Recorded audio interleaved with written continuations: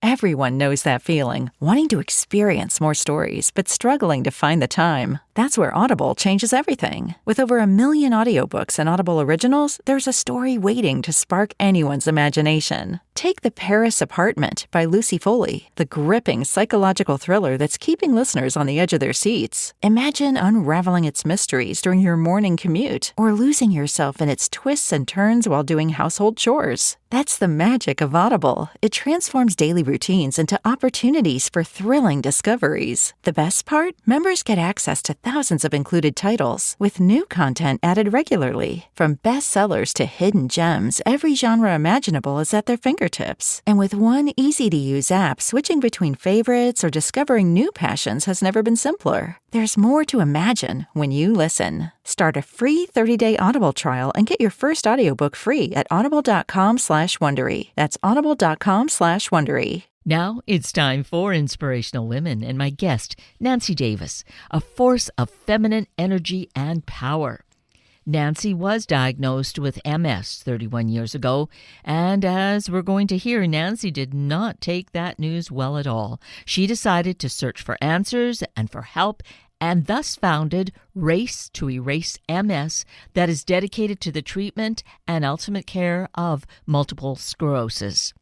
Of the 1 million persons that are diagnosed, 70% are women, with most being helped by the research funded by the foundation, which has a nationwide collaboration of physicians and scientists that do the work.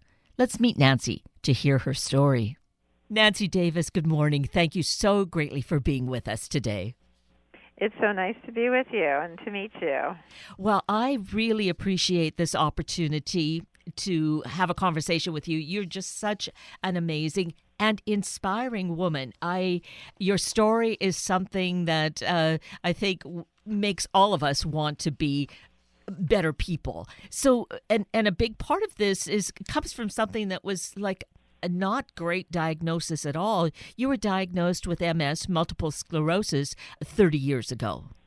Right. So actually 31 years ago I was diagnosed, and at the time I was a mom of 3 children, and they told me that I had a disease that the most I could look forward to in my life is to operate the remote control of my TV set, that I would never walk again or be a very functioning person. And it just struck me down at this moment when I had so much to accomplish and to do in my life, and the idea of sitting, home all day, perhaps watching soap operas was probably the most unappealing life that I could have had planned for me. It wasn't what I wanted to do with my life. And I was fortunate, however, that I could go get second opinions from some great doctors in the country and figure out, what my MS was. I was hoping if I went to enough doctors that somebody, in fact, would tell me I didn't have MS, because I was hoping to live the world of denial in that moment.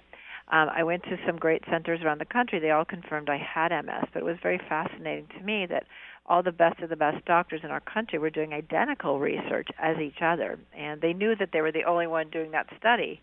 But they were doing the same thing at Harvard, that they were doing at Yale, that they were doing at the Cleveland Clinic, that they were doing at Johns Hopkins, that they were doing at USC, that they're doing at UCLA.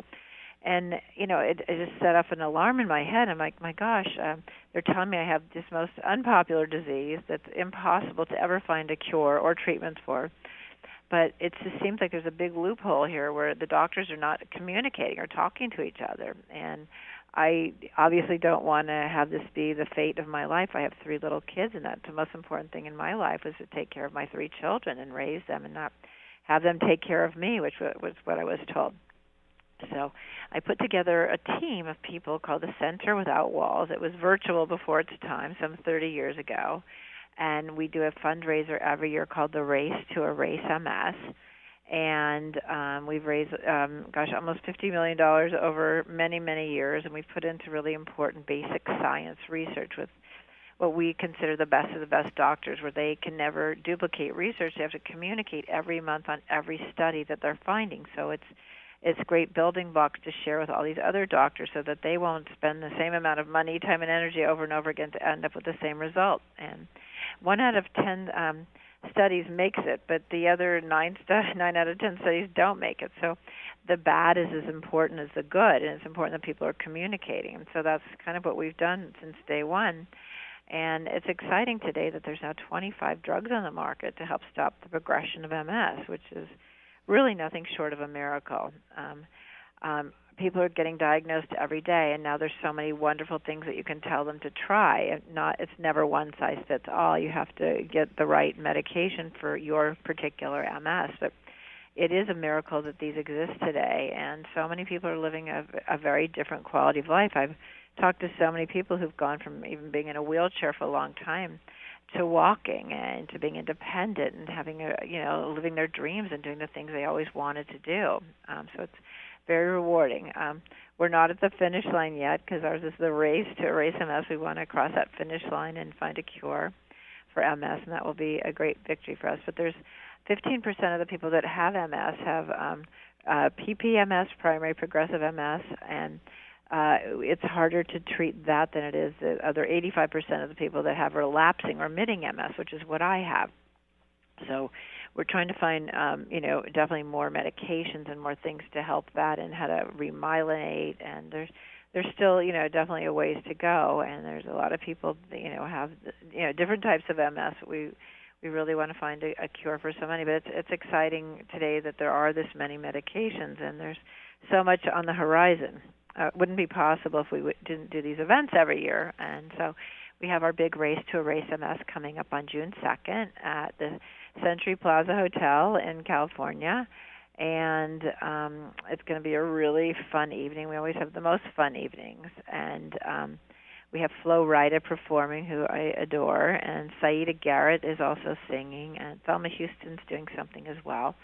And then the following day, we have our amazing 8 centers, these doctors from all over the country, who will do a presentation. And we have a thing at 10 o'clock the following day at the Century Plaza Hotel. It's the Fairmont Century Plaza Hotel, where people can come to this event, and they can also come to it virtually and listen to these insanely brilliant research scientists who have so much that's coming through the pipeline.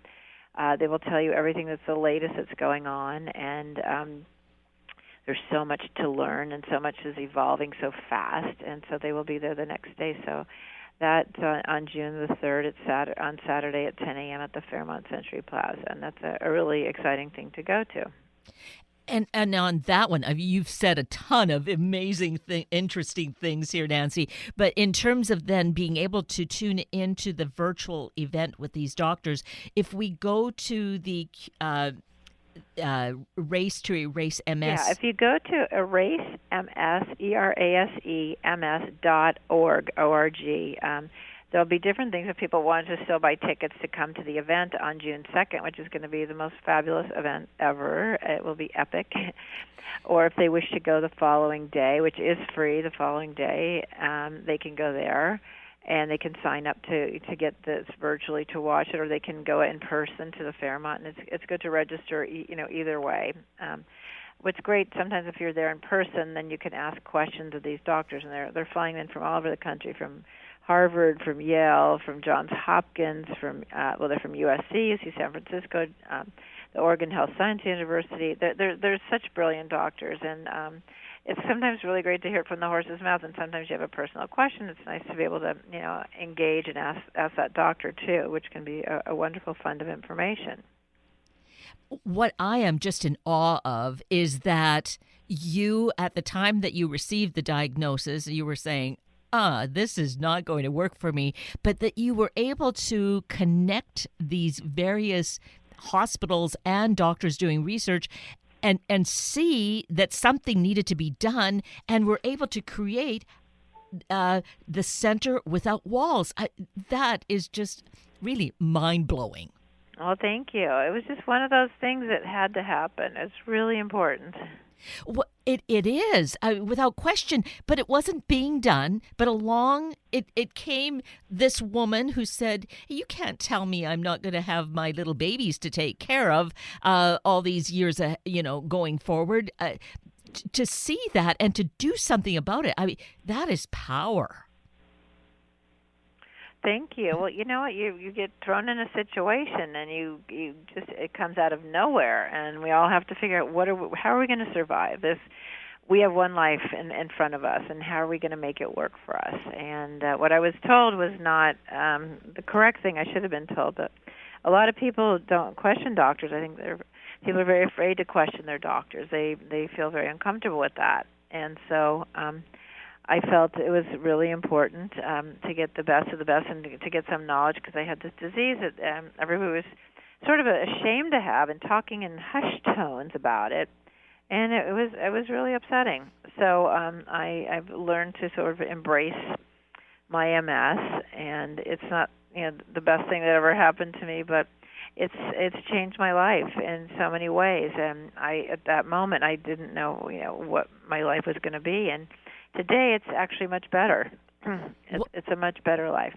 Well, it sounds like really an amazing life, because you're making such a difference, of course, in your own life, which is key. But look at the lives that you are impacting, the tens of thousands of people, most of whom are women with this diagnosis, the change that you are granting them in their life as well.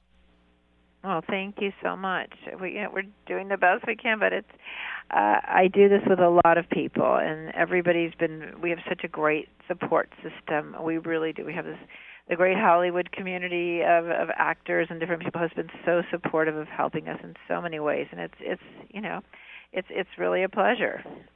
And we couldn't be where we are today. So this year it's 30 years, which is quite a milestone. I can't believe we've been doing it for so long, but there's so much to celebrate and be excited about, and there's definitely more on the horizon that needs to be celebrated and that we need to deal with. But it's really kind of a thrilling time. And evidently, you had these connections, so you were able to just let's say work that, and people were willing. They could see your vision. You were able to impart that to make this happen. You could have, I guess, but people do say, oh, it's just too much work. I guess I'll just go with what they say. Sometimes it's very intimidating, because we let our doctors sometimes play God for us, and it's just it's not okay. Absolutely. And so can you tell us, Nancy, when you first went to the doctors 31 years ago, what was going on in your life physically that you thought that something was wrong? I had a ski accident, and 3 weeks later, I had torn my knee up. I tore my ACL. I had a knee brace on. 3 weeks later, I woke up and I lost the feeling in 3 fingertips on my right hand. And then 3 days later, I lost the feeling of my entire right hand. And then 3 days later, I lost the feeling in the 3 fingertips on my left hand. And then 3 days later, I lost the feeling in my whole hand. So I called my doctor, my orthopedic doctor, and I said, I think this knee brace is hitting some sort of nerve and cutting my feeling off. Everything is numb, and it just keeps getting worse. And he said, no, I think you need to go to a neurologist. I'm like, well, why would I need to go to a neurologist? Why is one doctor kind of blaming the other? It didn't make any sense to me in that moment. And so a few days later, then I started losing my eyesight, and then my stomach lost all the feeling. Then I did go to the doctor, because I kept losing feeling everywhere. It was just really bizarre. It just wasn't painful, but it was very alarming in that you couldn't feel anything. And I went and had an MRI, and I was actually diagnosed quite fast, because most people, it takes a long time to get the correct diagnosis. But I went to this neurologist, and they ordered an immediate MRI, and that's what came up. And I was told I had MS, which I had a very bad vision of what MS was in that moment. And I couldn't imagine that was what my life was all of a sudden. And I went to a doctor who told me there was really nothing I could do, that I should just go home and go to bed, and that I could operate the remote control on my TV set. I'm like, well, that's not exactly the life I had planned. And I started doing a lot more research after that first diagnosis, and I went to many doctors, again, hoping somebody would tell me I didn't have MS, but learned along the way that there was a better prognosis than what he had told me, that was to just go home and be nothing and do nothing, and my life was not going to be much. I had so many, hopes and dreams and desires, and all of a sudden I became very involved in multiple sclerosis. I did everything I could to educate myself from talking to the best doctors in the country and reading everything I could. At that time, though, there was not a lot with the internet, and people would, even friends of mine were going to the library and Xeroxing, pages of things so that I could digest them and read them and learn more about my disease. And there was no known cause, no cure, no drugs on the market in that moment at all, and very little hope that there ever would be.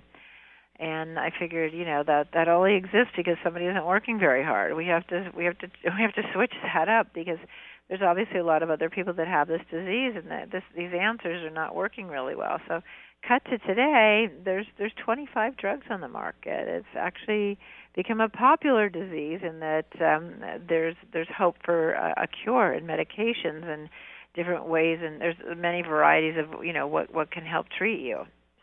Yeah. And when you say that about being a popular disease, I know that plays into it too, that sometimes the investment isn't made if enough people aren't affected. And I mean, I understand, and yet sometimes that just, is just so demoralizing. No, it's very true, but I mean, it shouldn't be, we don't choose diseases, they choose us. And, it's kind of a miserable thing to, have a disease, but it's, now it's kind of interesting in that there's the hope of a great future. Oh, well, yes, because you certainly aren't wheelchair bound or bound to your house. Look at all that you're doing, and being involved with this incredible organization that is raising funds and awareness for MS. Right, and I also started another charity. I lost my son, Jason. He'd had an addiction problem, and he came to me one day, and he goes, Mom, and he always helped me on Race to Race MS since he was a little baby. He really cared so much about it, was really resourceful and helpful. And he came to me one day, and he said, I have a disease called addiction, and there's no medications on the market that are helping, and nobody's done any research for 20 years at all. And you and I are going to start another charity called Cure Addiction Now, and we're going to come up with some, we're going to fund basic science research and come up with some ways of stopping the cravings, because addiction is all about the cravings, what your brain is telling you.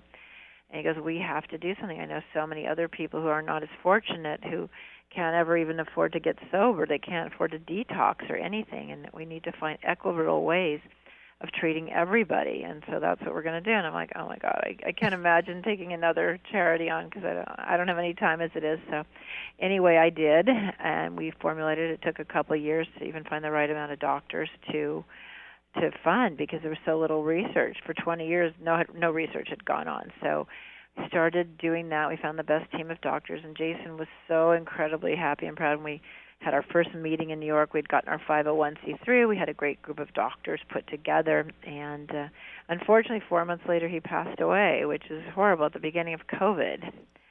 Yeah. And he definitely, his life had been plagued by being an addict, and he said, he spoke with the doctors, and he said, here's the truth. It comes from your head. Your brain is telling you to do this. The cravings are intense, and that's the thing that gets everybody. You can do all these other things, but it comes down to this. We need to understand from a scientific viewpoint what we can actually do to help stop that. So I'm working on that charity now, and we have something called Cure Addiction Now. We're funding 14 studies right now, and having some great results. So we're kind of really excited about that as well. Well, and I'm excited about that one along with you, because we see when we're in our larger communities, I think even small communities, but regardless, we see what addiction is doing to so many people. It's the leading cause of death in our country, and we kind of ignore it for no reason. We have to sit up and say, this is what's happening, and like fentanyl's coming in every day over our borders, and there's so many having to little kids who are not addicts at all. Yes. They're just in the crossfire of trying something for the first time, getting it on Snapchat or whatever, and they're dying. And it is, I mean, it's just terrifying, the numbers. Before COVID, one person used to die every 11 minutes of an opiate overdose. and now it's one person every 90 seconds. It has magnified and gotten so much worse, and we have to do everything we can. We need to educate everybody, and people buying any sort of illegal drug, any drug you buy that's not in a drugstore, you can assume that 98% of those are laced with fentanyl, and fentanyl is the equivalent of you having 50 to 100 shots of heroin. I don't know too many people whose bodies can withstand that. It's a terrible thing. So we're working on that disease as well, and we're copying the idea of the Center Without Walls, of having the best of the best doctors work as a team monthly, which we did for Race to Race MS and for Cure Addiction Now. And the idea is that they will collaborate, communicate on everything, good and bad.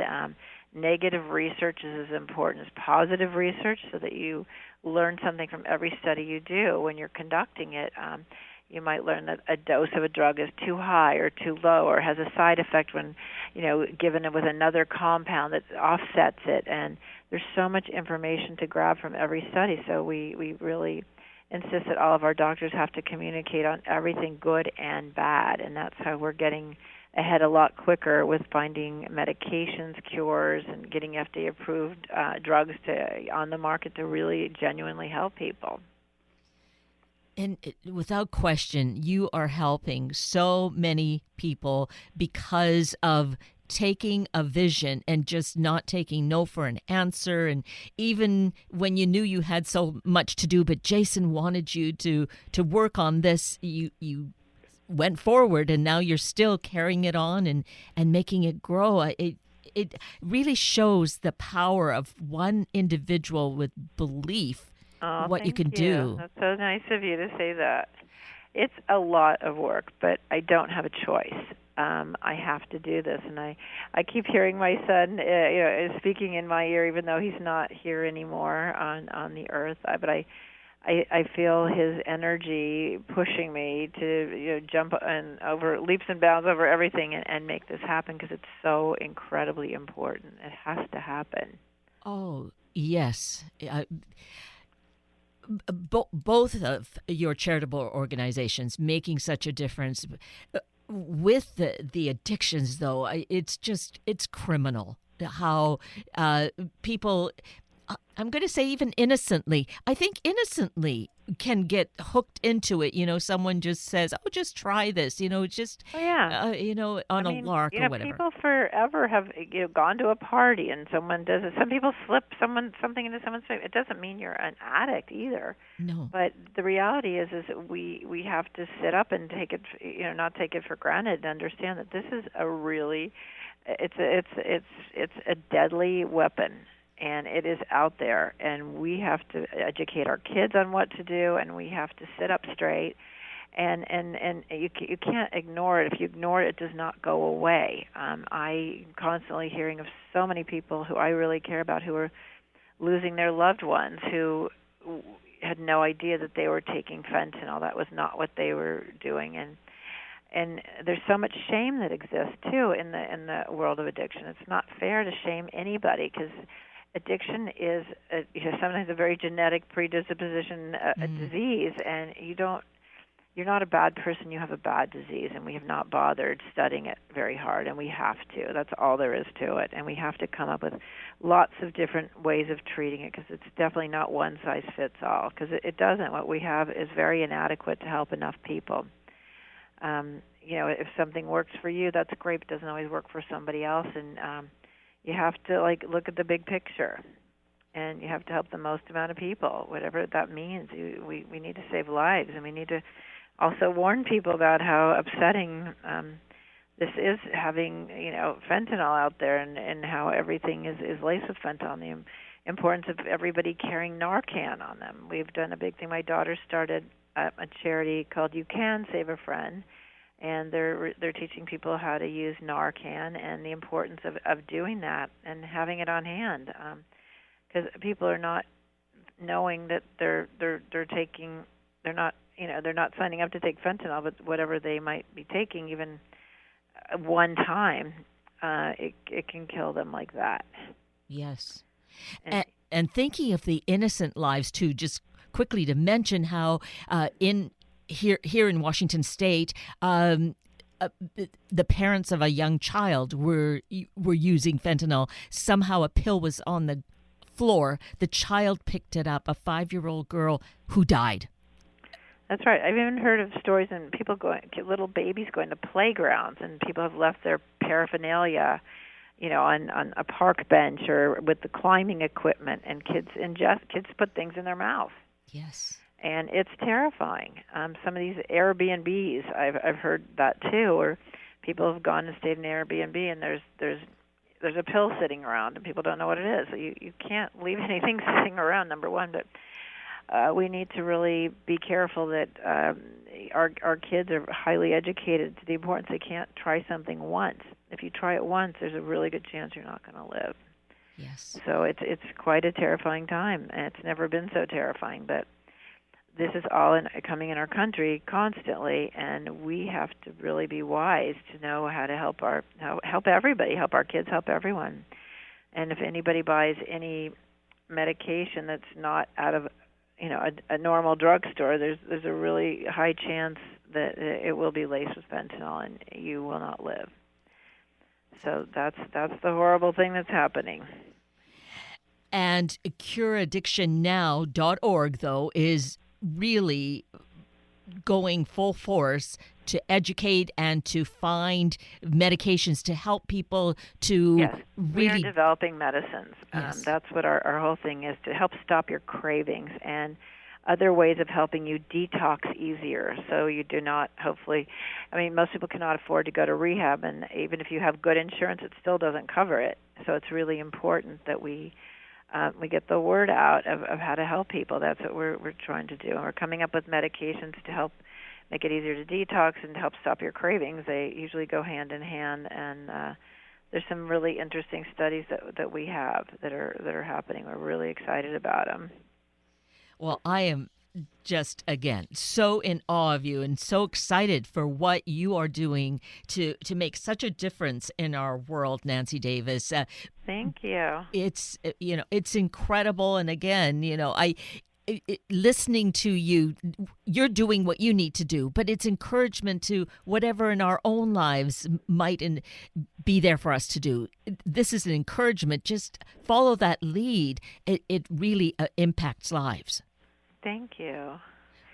I admire you for doing the type of show you do that really, gets that word out too there, because it's super, it's super important that people are encouraged to also to create and to do amazing things to save lots of lives. It's kind of a very rewarding thing in life to do that, and it's nice for you to highlight this work. I'm so grateful.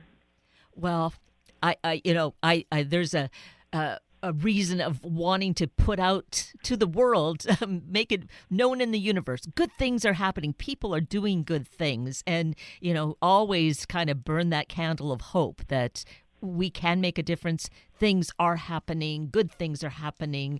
And so one of the really great new big things happening soon is the Race to Erase MS. That is both the gala on June the 2nd and then the event with the doctors on June the 3rd. Yeah, it's amazing, with Race to Erase MS where we are. We have the most brilliant team of doctors from all over the country. And they're all, going to meet the day of the event, and then they'll be at our gala that night on June 2nd. It's Friday, June 2nd, at the Fairmont Century Plaza Hotel. And it's going to be really fun with Flo Rida and Saida Garrett. We have an amazing fashion show by this incredible designer called Think Asset. And we're very well known for having these amazing fashion shows, but they're stellar. They're the most amazing fashion line. Very generous, very kind, but like the coolest, best clothes for all ages of women. They look good on my young daughters. I wear them. My mother wears them. There's many generations, but it's those kind of amazing clothes. So we're really excited that they've partnered with us this year. So we're going to have a great fashion show. And we have a really great auction, too. We have the most phenomenal auction of like 450 items. A lot of things that you would never even realize that you could have the opportunity to do or buy. So we're super excited about that. And we're trying to cover like all the ends and We also have a T-shirt campaign, so if somebody wanted to buy a T-shirt, they could go on erasems.org and purchase a T-shirt. And Sanka Set, the designer who's doing our fashion show, just designed this, really amazing T-shirt that will be for our T-shirt campaign this year. And that's kind of what's going on. Wow. Well, that's a lot. And you yourself, Nancy, you are feeling well? You know what? I'm probably the luckiest person that has MS. I feel very fortunate for that, and I'm feeling well. So you have taken that terrible disease that people have shame around and turned it around that you're making great things happen in the world, helping others with the disease and with addictions. Well, thank you. No, I feel like I'm very fortunate to do well, and I feel like there's this positive energy towards my health when we do these events and you see all the people whose lives are being changed. I think it's the greatest feeling to witness, like a lot of people who come every year. Some people used to be in a wheelchair, now they're walking or they're dancing, and to be able to see that firsthand is such a rewarding, amazing moment. I can't think of anything better. Wow. Yes, there's no greater gift, is there, than to see that? Yes. Well, Nancy Davis, you are the reason behind so much of that, doing what you had in front of you, taking that one step at a time. And I'm so grateful that you have done that. And I just so appreciate your being here and sharing your story with us. It's just encouraging and hopeful. Well, thank you so much for doing what you do, because what you do really gets the word out, and it really helps people like me doing our job and letting people know what's going on. And we always need more help doing our various things, raising money, and I'm so grateful for your help. It's incredible. So thank you so much. Well, it feels like the least thing that I could do, but I'm grateful that I could and that we've been able to connect today. All right. Well, thank you. You're so welcome. That brings us to the end of a very full hour of Inspirational Women with Nancy Davis and Sunday Morning Magazine with Dr. Greg Jantz. I'm Kate Daniels, your host, and I greatly appreciate your sharing this hour with me and these special guests. For details you might have missed or information you'd like to know, please just send me an email, kated@warm1069.com, and I will get right back to you. Also, if you'd like to listen again or to share these important stories with your family and friends, find the podcast on our Warm 1069 webpage. Just click on the podcast tab, then either of the show names, and then look for the guest names. I now wish you and your family a day of acknowledging things that are going on and then knowing we can do something about them. Have a week of the same, and then please plan to join me again next weekend for another hour of Sunday Morning Magazine and Inspirational Women on Warm 1069. Good morning.